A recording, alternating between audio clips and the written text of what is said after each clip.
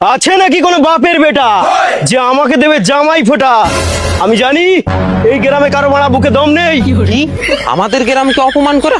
জামাই ষষ্ঠী দেওয়ার মতো কোনো বান্দা নেই নাকি এই গ্রামে? চল শালা কালা ফাটা, আজ আমার বউ তোকে দেবে জামাই ফোঁটা। চল শালা চল।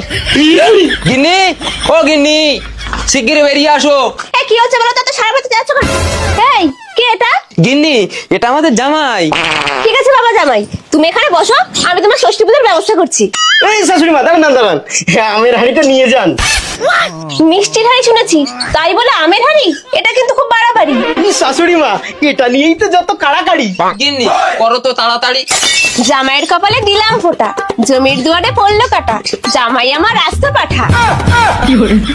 আপনি জামাই ষষ্ঠী দিচ্ছেন নাকি ভাইফোঁটা দিচ্ছেন? কেন বাবা, তুমি তো আমাদের জামাই না, তবু যদি আমরা তোমাকে জামাই বলে মেনে নিতে পারি, তুমি কেন জামাই ষষ্ঠীর দিন ভাইফোঁটার মন্ত্র মেনে নিতে পারবে না?